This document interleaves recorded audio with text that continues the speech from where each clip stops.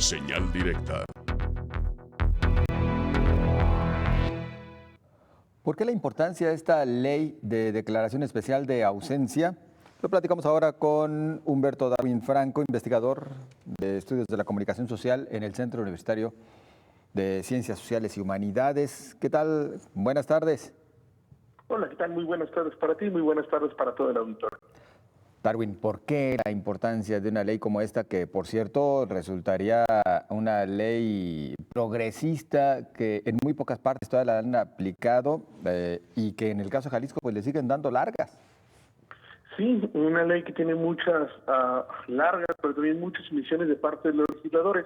La ley es importante en primera instancia porque fue construida con y a través de las familias, y es una ley muy específica. En el marco, digamos, del Código Civil, tanto estatal como federal, ya existe una declaración de ausencia o una presunción de muerte, pero esta no está pensada, digamos, en torno a las desapariciones, sino está pensada mucho más en relación a los procesos migratorios de personas que, por ejemplo, se iban a los Estados Unidos y ya no volvían, y las familias que se quedaban en México no podían disponer de los bienes, sobre todo en materia económica, justo por la ausencia de la persona. En este matiz, la Ley de Declaración Especial de Ausencia para Personas Desaparecidas en Jalisco contempla una serie de modificaciones tanto civiles como principalmente económicas para que las familias que de por sí ya tienen que vivir una situación adversa tras buscar a su familiar puedan también ellas, digamos, no verse más complicada su búsqueda, su vida, por aquellos elementos de carácter legal, principalmente económico, reitero, que se pueden gestar a partir de una desaparición. Por ejemplo, ¿no? Que a la persona desaparecida se le quiera cobrar una deuda y que no exista la posibilidad de pagarla, no porque no se quiera, sino porque no está la persona, que los créditos hipotecarios sigan corriendo y que no existe una manera de frenarlos en tanto no existe la persona desaparecida. Eso, digamos, es un criterio como muy importante, porque esta declaración de ausencia podría poner una pausa temporal, digamos, a estos créditos, por así decirlo, para que las personas no puedan ser, por ejemplo, embargadas o no puedan perder su patrimonio por la ausencia también de la persona que no está.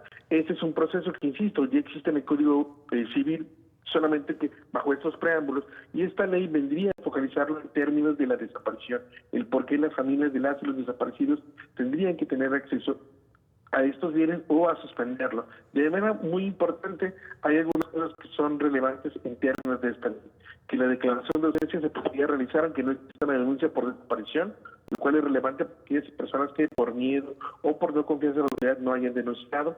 Se reduce de 30 a 30 días, es decir, el plazo para poder presentar esta declaratoria, cuando lo que marca la ley son por lo menos 3 meses, es decir, 90 días. También se hace que se dé una gratuidad en todos los procesos derivados de este juicio civil, que es principalmente el pago de los edictos, estos que el juez manda para que se publiquen en diversos medios, sobre todo impresos, que resultan ser muy caros para las familias y que tienen que publicar durante varios meses.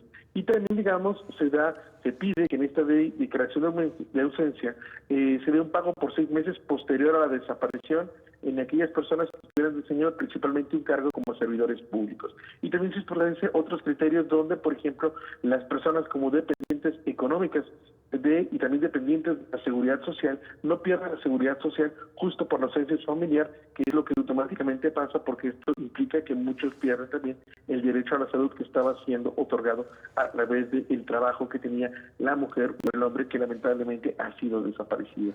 Esos son, digamos, algunos de los criterios donde se busca principalmente proteger el patrimonio de la persona desaparecida y de su familia, generar plazos para acceder y previo un control judicial o en este juicio al patrimonio de la persona desaparecida, y también para que se pueda continuar gozando de todos los derechos y beneficios aplicables a este régimen civil para las familias que dependan de la persona desaparecida, por ejemplo, quizás sus padres o su familia directa, esposa e hijos. Aquí tendríamos que destacar que en muchos, cuando no, la mayoría de los casos, la persona desaparecida tiene quienes dependen de él o de ella, y por lo tanto, pues se constituye casi como una revictimización, porque se les deja simplemente ahí a la deriva, a la espera de que su familiar sea localizado, sea localizada, y además, bueno, asumiendo todos esos compromisos que la persona ya tenía de carácter fiscal, bancario. Ya mencionabas el caso de los créditos y muchos otros aspectos en los cuales pues se tendría que seguir erogando, cuando en realidad pues la persona que es responsable de tales pagos simplemente no está y no se sabe dónde se encuentra. De ahí la importancia de que pues se le diera celeridad a la ley, ¿no? Darwin, la pregunta sería, ¿habrá presiones por parte de algún sector hacia los diputados como para que no se avance?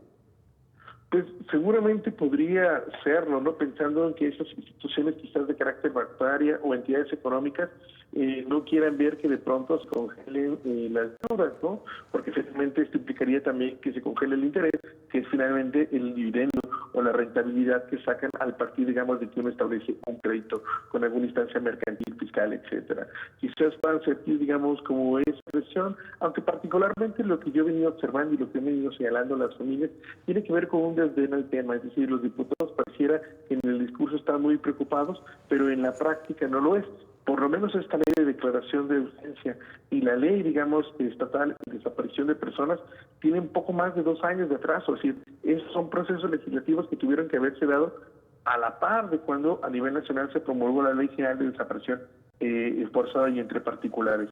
Los diputados dejaron pasar todo este tiempo, no quisieron escuchar a las familias, varias veces las desdeñaron e incluso obviaron sus opiniones, y estamos en un momento en donde creo yo que Jalisco puede ser punto de lanza porque esta declaración especial de ausencia tiene ese matiz focalizado a la desaparición y no solo se trata de alguna modificación en alguna reglamentación del Código Civil, sino de toda una nueva ley que le da garantía y seguridad jurídica, económica y fiscal a los familiares de las personas desaparecidas, pero también al propio desaparecido, porque imaginemos que él regresa, ¿no? Que logra estar nuevamente con nosotros, pues ¿a cuánto estarían las deudas que él tendría después de un periodo que no pudo pagarlas? No porque no quisiera, sino porque no, porque había sido privado de su libertad y por lo tanto no podía hacerlo.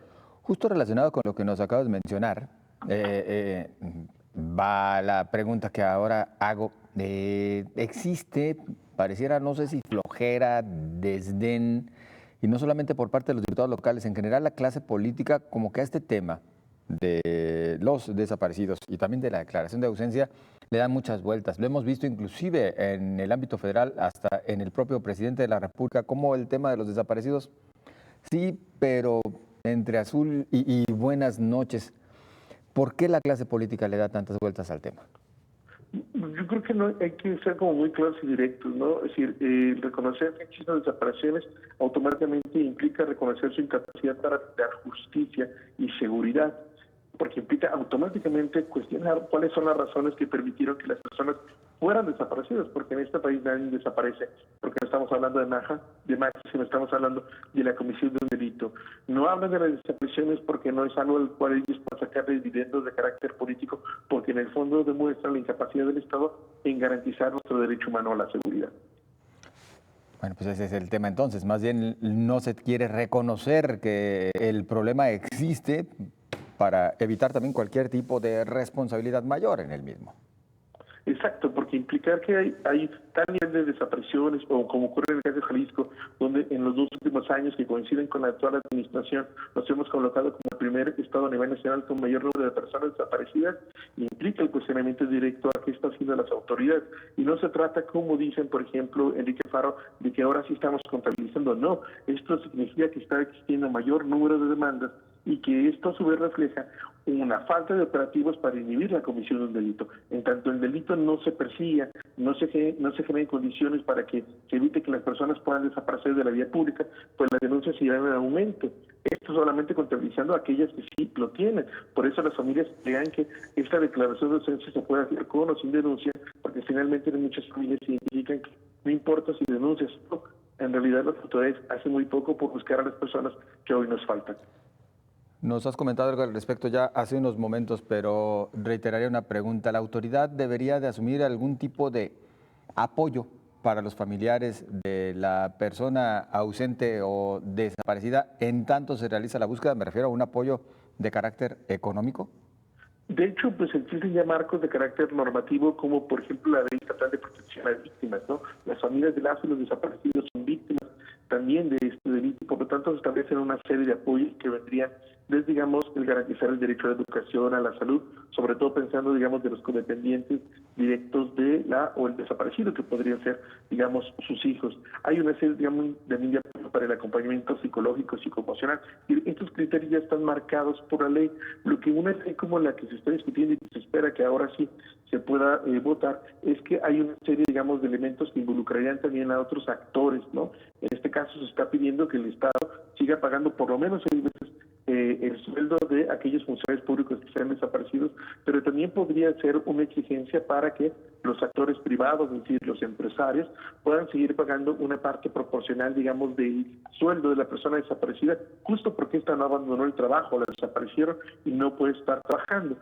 Para ponerte un ejemplo, en el estado de Coahuila existe, digamos, una modificación a la ley donde los empresarios pagan, digamos, un porcentaje del sueldo para aquellos trabajadores que están desaparecidos, porque esto implica que por lo menos las familias van a seguir recibiendo un recurso económico en tanto logra regresar su familiar y por lo tanto logra restablecer su vida laboral y tener los ingresos que tenían antes de la desaparición. Yo considero que sí es una obligación del Estado. ¿Por qué? Porque el Estado fue el que fue incapaz de garantizar la seguridad de las personas y por lo tanto no generó otra vez una estrategia para que nadie pudiera ser desaparecido. Darwin Franco, agradecidos por esta charla y esperemos que los diputados ya se pongan las pilas. Pues esperemos que sí y que las promesas que una vez y por enésima vez ha hecho Salvador Carro, pues por fin se cumplen. En efecto, muy amable. Hasta luego, muy buenas tardes para ti.